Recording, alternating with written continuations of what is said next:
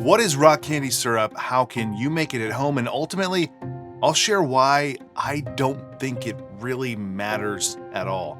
The interest or obsession with rock candy syrup for me and many others comes from, of course, the Mai Tai. While the drink was first served in 1944 by Trader Vic, he did not release the recipe publicly until 1970 and shared the recipe as: add juice of 1 fresh lime, 1/4 ounce of Trader Vic's rock candy syrup, 1/2 ounce of French Garnier Orgeat syrup, 1/2 ounce Holland de Kuyper orange curacao, and 2 ounces of 17-year-old J. Wray Nephew rum. What's interesting about this recipe is that he specifically calls out each ingredient and brand: the 17-year-old Wray and Nephew, the de Kuyper orange curacao, and the Trader Vic's rock candy syrup, and then of course, obviously, the lime juice. And what's funny about the specificity is that 17-year-old rum had not been used for 26 years at that point. Remember, they used that rum for less than just 1 year. The Holland Curacao was from New Jersey, and P. Garnier French Orgeat turns out to be the true unicorn bottle here.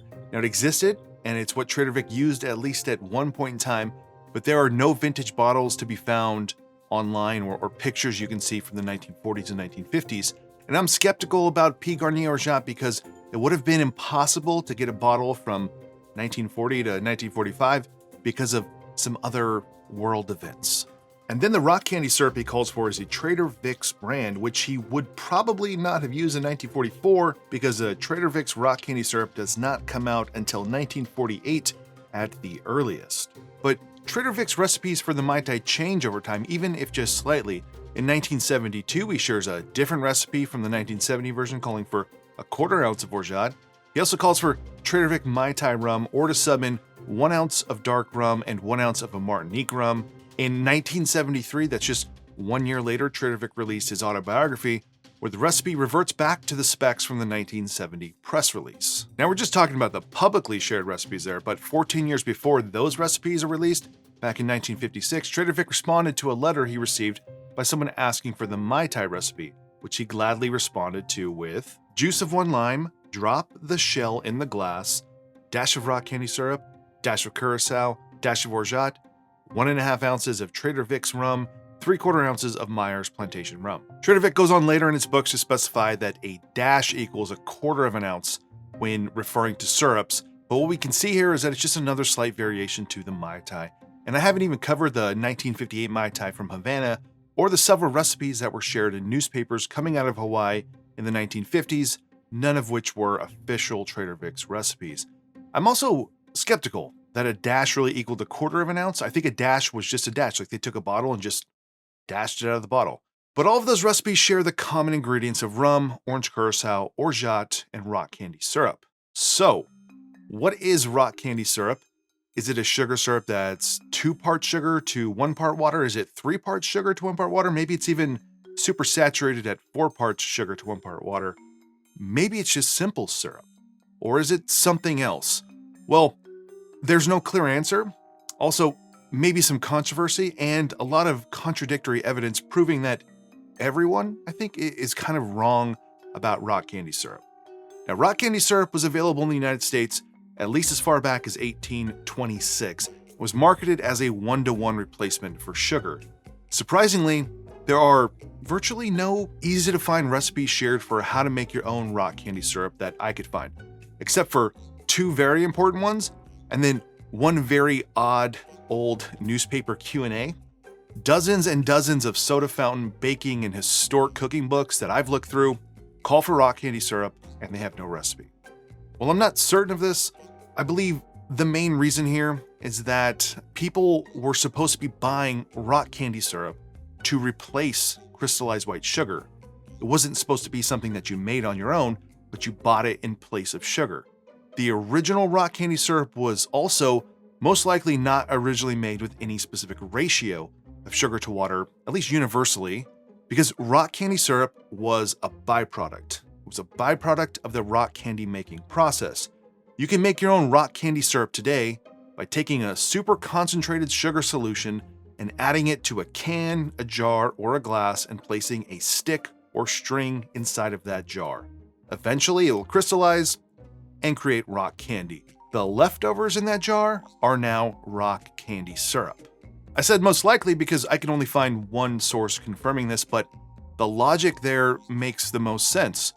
Rock candy syrup is the syrup that's left over from when you're making rock candy. Now, I couldn't confirm this either, but my assumption is that over time, the name rock candy syrup was used when selling various kinds of plain sugar and water syrup. That would be a syrup made specifically to sell as a sugar syrup and not the byproduct of rock candy making. And I'm assuming this based on some solid evidence because eventually they started adding glucose to rock candy syrup, probably using corn syrup, which was widely available in the 1800s. They were adding glucose to prevent the crystallization of the sugar in the syrup, which is the opposite of what you'd want to do when you're trying to make rock candy. Also, that demand for rock candy syrup probably outpaced the demand for old school rock candy. Since rock candy syrup was often marketed as a direct one-to-one replacement for sugar, the goal was to make that syrup as saturated as possible. Glucose would assist with that, but we also find other brands selling rock candy syrup and making it clear their syrup is absolutely pure, unadulterated, and unchemicaled. Neither glucose, muriate of tin, muriatic acid, nor any other foreign or fraudulent substances are added. Different brands had different recipes, some pure, some apparently not so pure. If you were interested in making the original early 1800s rock candy syrup, you'd make some rock candy and then take the leftovers and use them as syrup. If you look to the more modern interpretations from the late 1800s and early 1900s, you'd make a super saturated sugar and water solution and then either make it pure or add a bunch of other ingredients, mainly glucose, to keep it from crystallizing. So what about the humble Mai Tai? What about Trader Vic? Well, unbeknownst to me until very recently, Trader Vic shared the rock candy syrup recipe on 2 occasions in the Trader Vic's Book of Rum Cookery and Hell of a Man's Cookbook. The recipe was shared as just 2 pounds of sugar to 2 cups of water. Now one could do a little bit of math here and figure out the pounds to cups and some conversions here to figure out the bricks, but I went ahead and just made this recipe myself and I halved it. So I took 1 pound of sugar and 1 cup of water. I brought it to a boil and then I turned off the heat. Now this syrup here is what I was left with. This is Trader Vic's official rock candy syrup.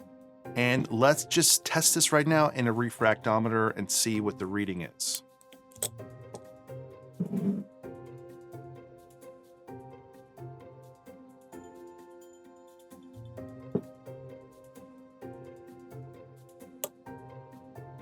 So these are real simple. You put your solution on the slide, close the plate, and then you just look through it and it will give you a reading. The reading says 66 bricks. Now that matches a 2-to-1 rich, simple syrup level of sweetness. So there you go. The problem solved. Open and shut case. Moving on to the next seemingly meaningless topic, except I happen to have a bottle of the new Trader Vic's rock candy syrup, the kind that you can buy right now.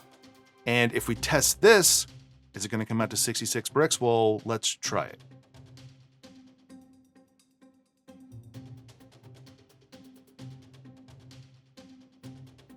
This bottle is showing up at 53 bricks, about a 1-to-1 simple syrup level sweetness. Now, before all of you nerds grab your pitchforks and storm Emeryville, we need to put a lot of this into context. First, when we're talking about bricks here, the bricks levels, we're referring to the concentration of sucrose in a solution. 1 degree bricks equals 1 gram of sucrose per 100 grams of solution. So 50 bricks means 50 grams of sugar in 100 grams of solution, what we would call a 1-to-1 simple syrup nowadays. But guess what? Simple syrup is not 1-to-1. It's not 2-to-1. It's not 3-to-1 or anything else. Simple syrup is a solution of water and sugar. That's the definition. It's that simple. It comes from the old pharmacy days when syrups were much more complex. Many ingredients in addition to sugar and water. It was not originally used as a ratio signifier.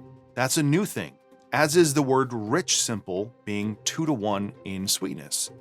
Remember, the modern cocktail era has created its definitions, its own ideas, or whatever you want to call it. It doesn't mean that people 80 to 200 years ago were following these modern interpretations and modern rules. While you might look at this bottle and think, well, it's just a cheaper way and cutting corners, we need to remember that back when Trader Vic was still around, they were selling rock candy syrup that was made with high fructose corn syrup and vanillin. That's kind of a fake sugar plus a fake vanilla. Just because Vic gave the recipe in a couple of books doesn't mean that's what they were using at any of the Trader Vic's restaurants for Mai Tais. We just don't know. And if you look at the bottle now, they go out of their way to tell you that they're using real sugar because they used to not use real sugar. So when it comes to cocktails and the Mai Tai, what rock candy syrup should you use? Trader Vic's nowadays uses a 50-ish brick simple syrup, but you could make a 2-to-1, 3-to-1, 4-to-1, or go with the most saturated sugar to water solution and add some glucose. Most likely, Trader Vic was not making his own rock candy syrup back in the 1940s. It was a commonly purchased bar staple, and he could have used different brands over time, so exactly how sweet it was, we don't know. And it changed from a dash to a quarter of an ounce. Orgeat was changing from a quarter ounce to half an ounce. All of that would result in varying levels of sweetness in your cocktail. To all the purists that said that you must use rock candy syrup in a Mai Tai, get over it. You didn't know until today what Vic's recipe from the 1970s was, or the fact that the new bottle is not rock candy. Except it kind of is rock candy, since that term doesn't actually mean anything. When you're making a Mai Tai or anything else, use whatever you want. Use whatever you prefer. So what do I personally do when it comes to Mai Tai and rock candy? I just don't use it. I use half an ounce of an orgeat that is 66 bricks, or 2-to-1 level sweetness. I call this rich rock candy orgeat, and that's orgeat with a T.